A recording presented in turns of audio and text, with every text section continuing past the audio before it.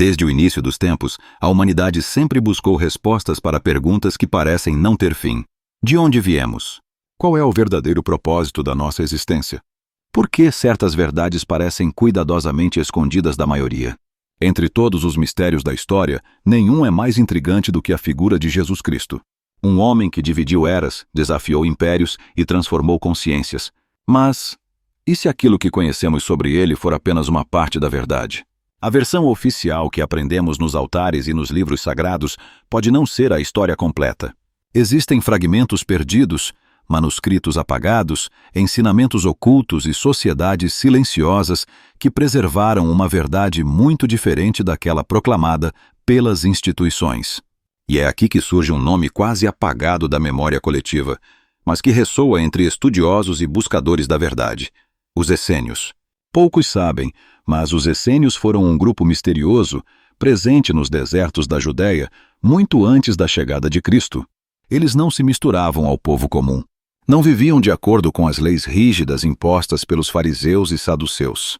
Pelo contrário, guardavam consigo rituais secretos, práticas espirituais profundas e uma visão do cosmos que parecia vir de outra era.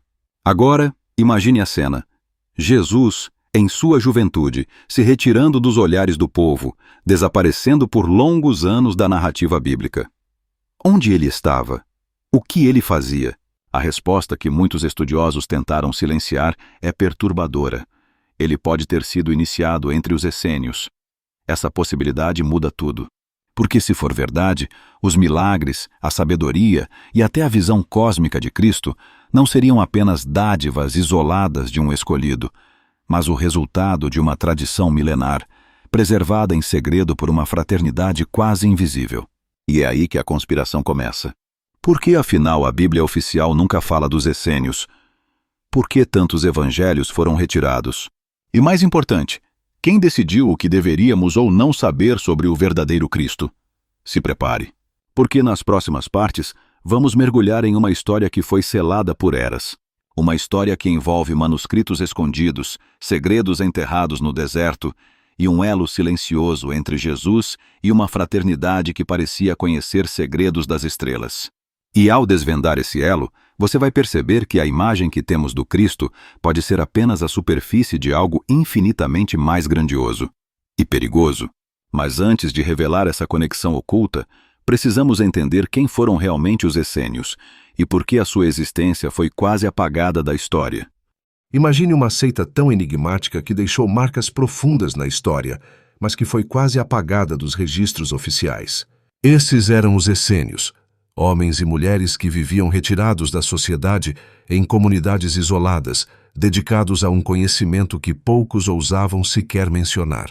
Eles surgiram por volta do 2º século a.C., em pleno deserto da Judéia, às margens do Mar Morto. Enquanto o mundo era governado por impérios e sacerdotes corrompidos, os essênios se retiraram para viver de forma pura, longe da violência e da política. Para eles, a vida comum estava contaminada. Só no isolamento do deserto, acreditavam, poderiam ouvir a voz verdadeira do divino. Relatos antigos descrevem que os essênios não se casavam, compartilhavam todos os bens em comum e passavam os dias em oração, estudo e rituais secretos. Mas havia algo mais. Algo que os distinguia não apenas como religiosos, mas como guardiões de um saber oculto. Muitos pesquisadores acreditam que eles possuíam textos e manuscritos escondidos, conhecimentos sobre astrologia, medicina, rituais de purificação e até práticas de cura que se aproximam da ciência moderna. O que se conhece hoje como os manuscritos do Mar Morto, descobertos em 1947 em cavernas próximas a Qumran, são provavelmente apenas uma fração do que esses mestres preservaram. E é aqui que o mistério cresce. Por que uma comunidade tão organizada, tão disciplinada, simplesmente desapareceu da história? Oficialmente, dizem que foram destruídos pelos romanos durante a invasão da Judéia. Mas e se não fosse assim? E se, na verdade, os essênios tivessem se dispersado propositalmente, levando consigo seus segredos para nunca caírem nas mãos erradas? Algumas tradições ocultas afirmam que eles não sumiram, apenas se transformaram, que parte de sua sabedoria sobreviveu em linhagens secretas, transmitidas apenas a iniciados escolhidos. E é nesse ponto que um nome surge, envolvendo-se nas sombras da história: Jesus de Nazaré. Muitos acreditam que, antes de começar sua missão pública, ele teria vivido entre os essênios, absorvendo seus conhecimentos espirituais e aprendendo seus rituais ocultos. Se isso for verdade, não apenas explica o poder e a profundidade de seus ensinamentos, como também revela por que a vida e a morte de Jesus ainda estão cercadas de tantos segredos. No próximo capítulo, vamos explorar justamente essa ligação perigosa e misteriosa entre Jesus e os essênios, um elo que pode mudar completamente a forma como entendemos sua missão. Enquanto Roma expandia seu poder e os sacerdotes do templo em Jerusalém se rendiam à corrupção e aos pactos políticos, um pequeno grupo permanecia firme em sua missão silenciosa: os essênios. Vivendo à margem, entre o deserto e a solidão das montanhas, eles cultivavam algo que os impérios não podiam comprar ou destruir: o conhecimento da alma. Para os essênios, a vida era uma ponte entre o mundo material e o eterno. Seus rituais de purificação, suas regras alimentares e o voto de silêncio não eram apenas práticas religiosas, mas ferramentas para expandir a consciência e preparar o corpo como templo do espírito. Eles acreditavam que um mestre de justiça surgiria em meio às trevas da história, trazendo a chave para libertar a humanidade do ciclo de ignorância e servidão.